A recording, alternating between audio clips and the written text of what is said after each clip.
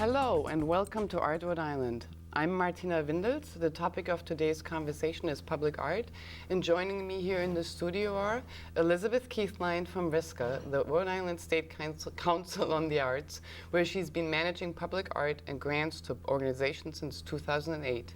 Patricia Phillips, a well-known and highly regarded arts writer and curator, educator, and administrator.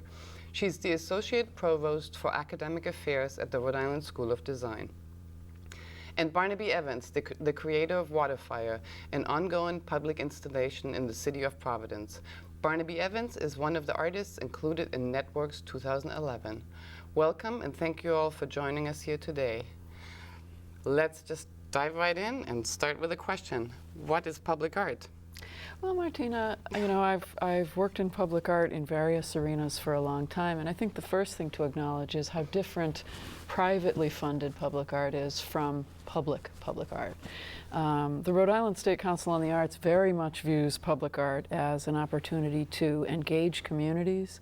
It's very much about education and offering an experience in the art world, particularly to those who, for whatever reason, as much as we revere our public institutions, there are people in Rhode Island who will never set foot across the threshold of our wonderful museums, our terrific galleries.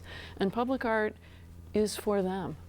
Public art is an opportunity for everyone 24 hours a day to interact with art, and in particular in a way that is often not interpreted. There aren't as many filters. There's not the filter of the curator or the filter of the funder even.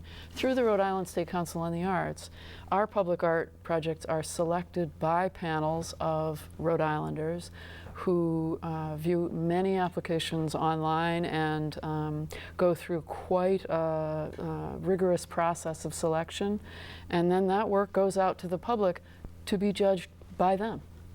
Because it's their art. It's theirs. You want to follow up on that? Yeah, I mean, I think I first became interested in this field, if you can even call it a field, because of it's so diverse and it's so discursive in terms of what public art is. It manifests itself in many forms, stationary forms, kinetic forms, performative. Well, I think that the definition is also broadened over the I at think least absolutely. 20, it really, not 40 really used to be considered so. sort of an object in a public space, and it's become a much more fluid and sort of flexible concept, it seems to me. And duration has also become part of our conversation. Public art can be lasting and enduring, but it can also be ephemeral and about a particular kind of event that brings many people together. But I mean, I completely agree with Liz, that it's, people generally don't end up in galleries and museums by accident, but there's something about the public realm. It brings people together. You're suddenly dealing with not only a kind of expected audience that might show up for public art, but also a kind of inadvertent or unanticipated audience. And I think the alchemy of that is often incredibly rich and exciting. So the accidental viewer, the passerby. Yeah. And I'd be cautious of the word accidental, because we are creating the work for that person, but maybe the unexpected viewer, the new viewer. And art is always about a statement that's going out to an audience. So even the form of a painting, there's still a public involved. But when we put the capital P on public art, we're really broadening all those definitions of art, of who the public is, where it happens, what the interactions are. But it still can be a very personal interaction between one individual, or it can happen in these sort of, I like Patricia talking about alchemical, these interesting things happen when large groups of people come together and respond to either, I think of, everyone spontaneously gathering when John Lennon was shot and this sort of thing. There are these public things that happen that are ephemeral, that are very lasting and very important. You think of something, the speech, "I Had a Dream" on the Washington Mall. It's not just the speech, it was the place, it was the interaction, it was the sort of consecrated site that it happened, and there's a lot of subtlety that comes together in making these things happen. And I think that's why public art is so important, because it adds a whole broad range of different layers.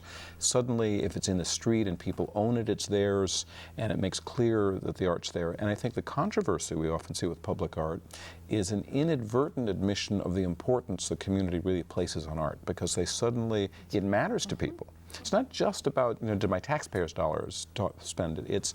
It's this realization that what happens in public that has a visual expression with an emotional and aesthetic content is significant, and we react to it. Right, and I think it's so important to realize that that is the true value.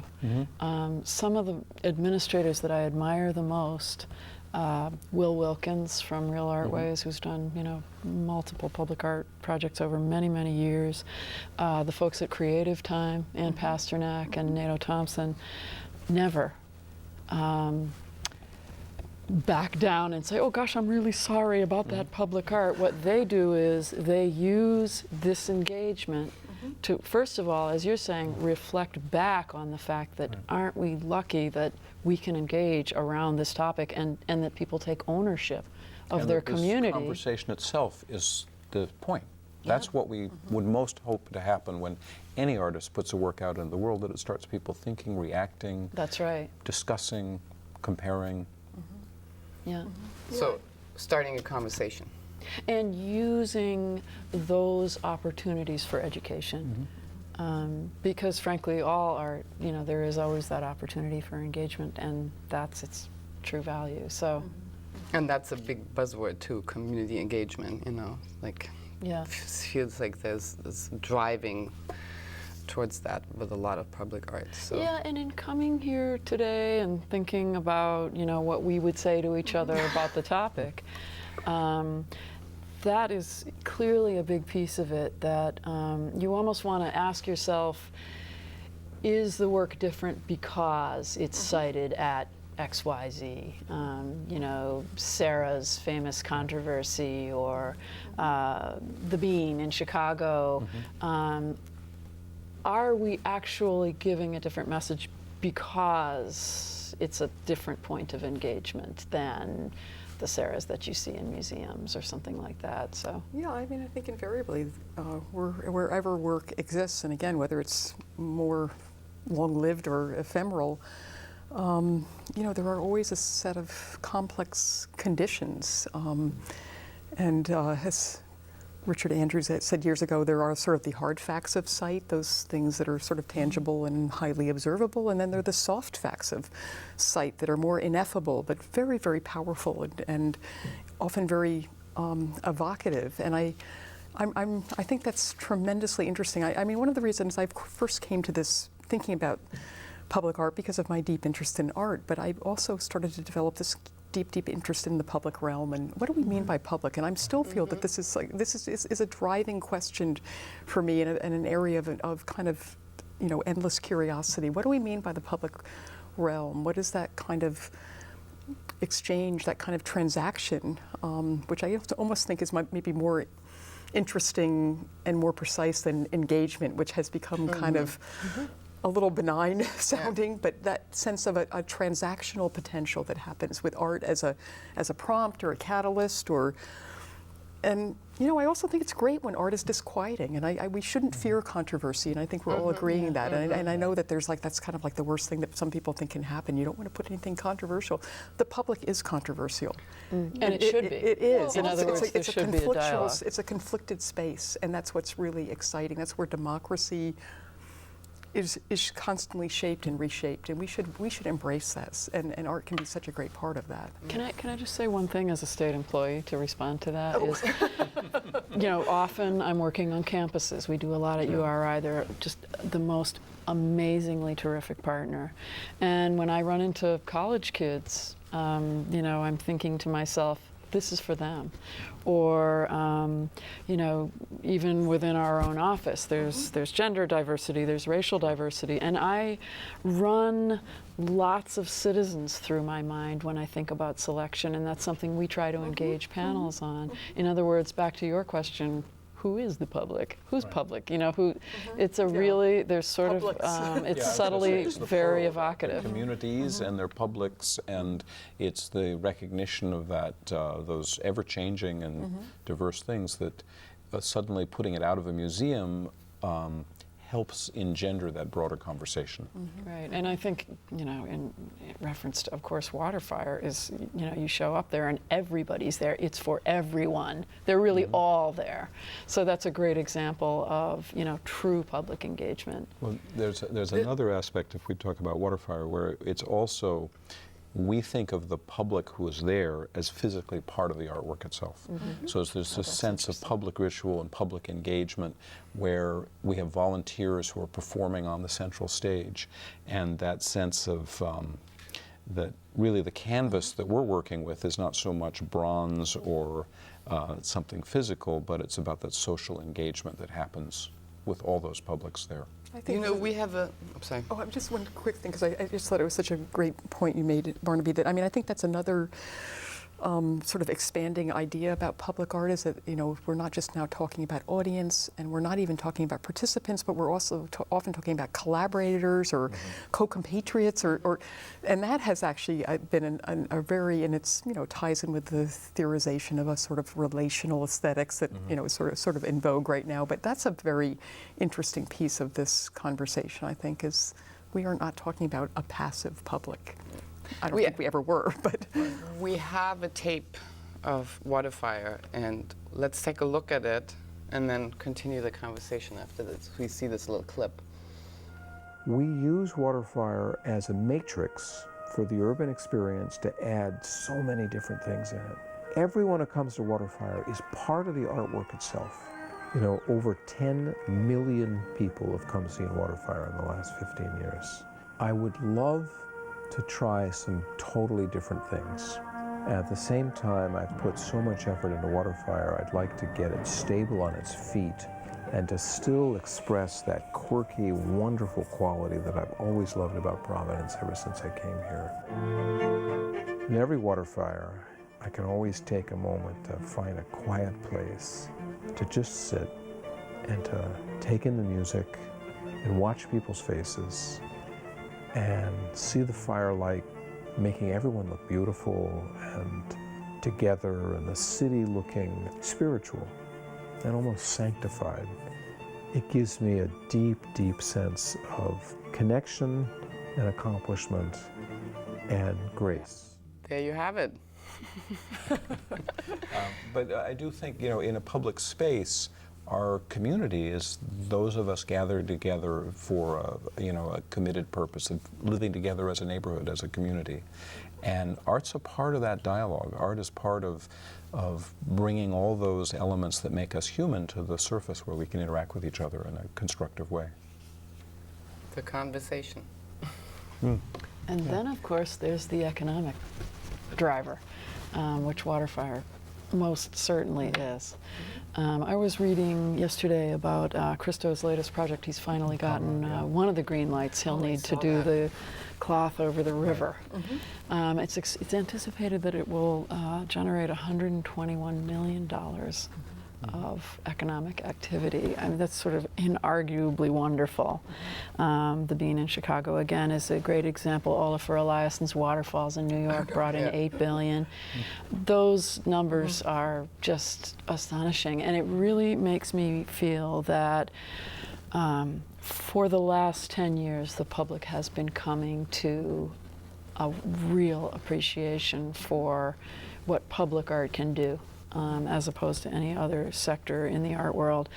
And it's such a good time to be working in this field. I have to say, I feel a new appreciation from people about what it can be. There's not a division between being an economic generator and being a really wonderful work. Right. People seem to now realize for the first time that it can be both, and so that's pretty gratifying. Well, it's also sort of fluid, like a piece of art, and then it's artwork, and then it becomes an event. I was talking to somebody the other day, and I was explaining, Waterfire was a one-time installation, and the person was, oh, that's art? I just thought this is an event we go to. And I thought, this is cool. This is sort of subversive action here, Exactly right. Yeah. We're going to make them look at art and they don't even know it. One of my favorite remarks of Waterfire was a welder who told me how much he enjoyed Waterfire, and at the end he said, this is going to sound funny, but this Waterfire thing, it's almost like it's art or something.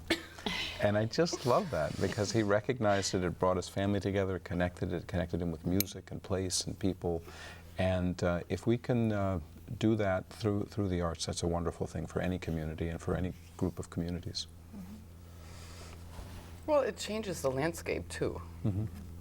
You know, there's a lot of people that come and look at something like Waterfire that would have never come here before. And all the other arts too. I mean, we've had a wonderful community of artists. There's public art all over the city of Providence, as well as a landscape with rich architecture and rich historical heritage, and all that's related to this whole sense of the public realm of the aesthetic interaction with people and place and placemaking. Placemaking, absolutely, that's another placemaking, buzzword in and that the conversation. value of the authenticity of place that happens, the terroir you hear people talk about with respect to grapes, but they also talk about with respect to art. There's a certain capturing of the imagination of a people and place in time that's exciting and valuable and makes us all feel alive.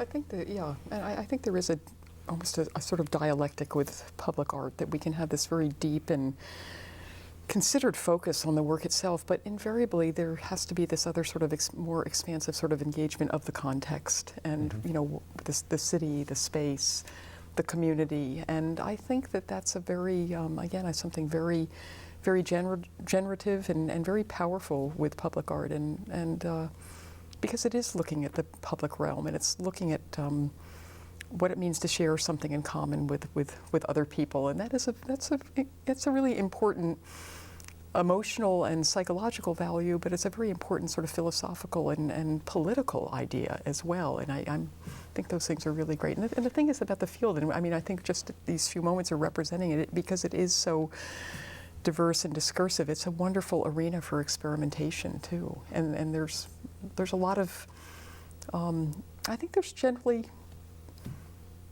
a lot of encouragement of that. I mean, sometimes we have prohibitive environments, but it's a great platform for trying out ideas, testing Actually, ideas. if I can give an example of that kind of experimentation.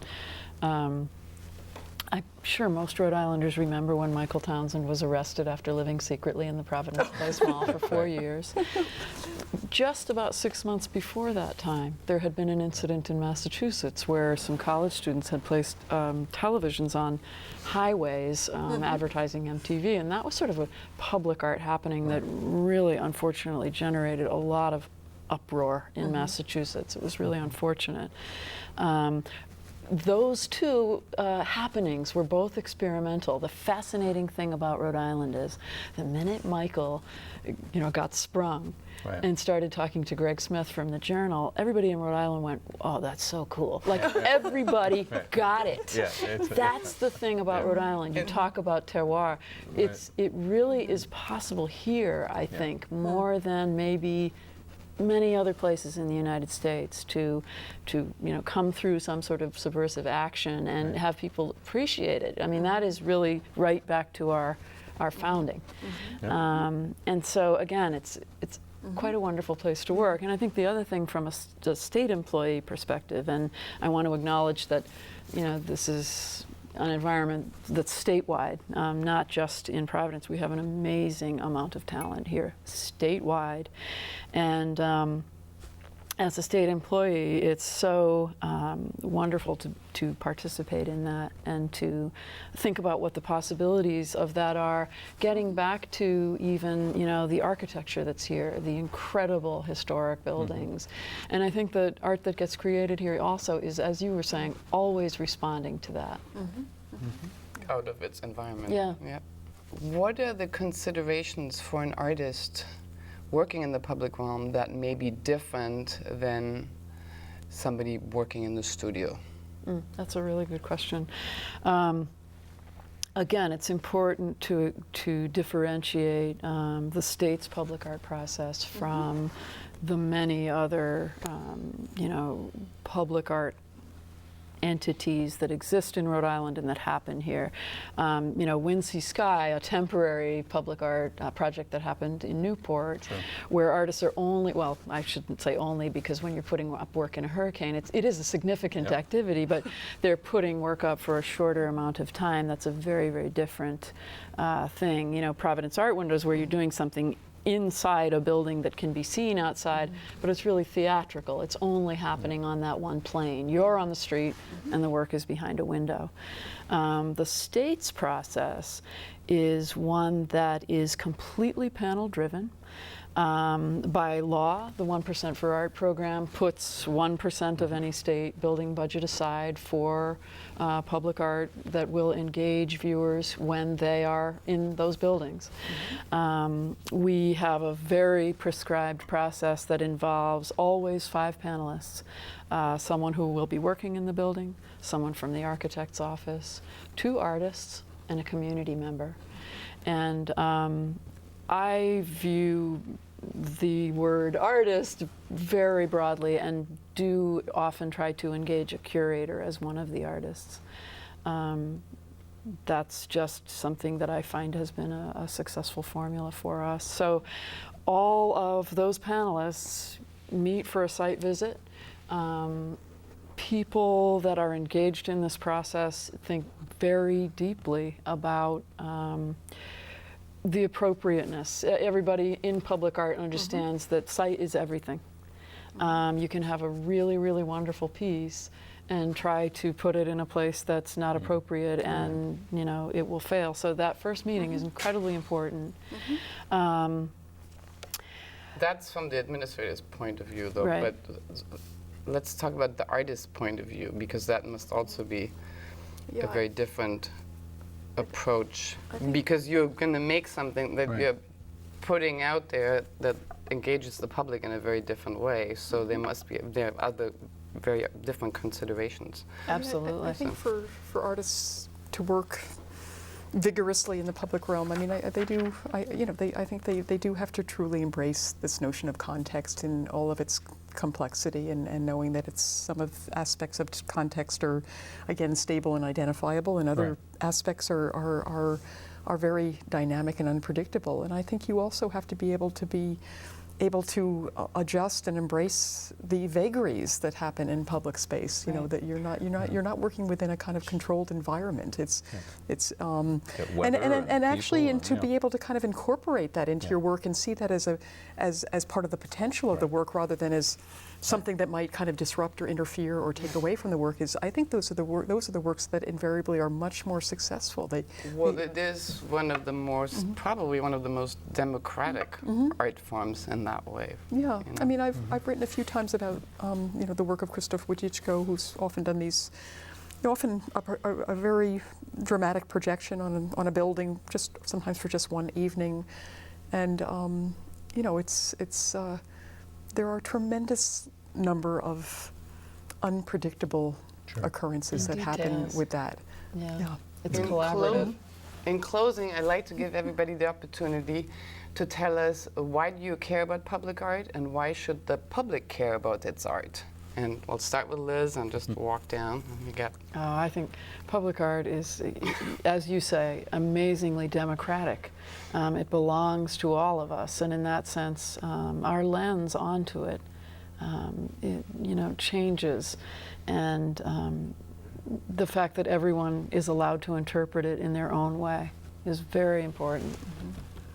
I'm passionately interested in art, and I'm passionately interested in the contemporary public realm. So, I mean, what could be more challenging and stimulating than to be constantly thinking about the relationship between the aesthetic experience and this other kind of lived experience of the public realm? I think Picasso's famous quote, which is, "Art is what washes the dust off the experience of everyday life," sort of captures it very well. And to take that out of the museum and out of the studio and into the heart of our community is what living is all about, and is why art is so important to a city and a community. Yeah. And he also said, anything that you can imagine is real. That's true. So, That's true. which I like very much. That's true. So go out and look at art. You can find it anywhere, not only in the museum or a gallery, sometimes you'll find art in unexpected places, like fires floating in the Providence River, and enjoy it. Thank you once more for joining me. I'm Martina Windels for Art Rhode Island. See you next time.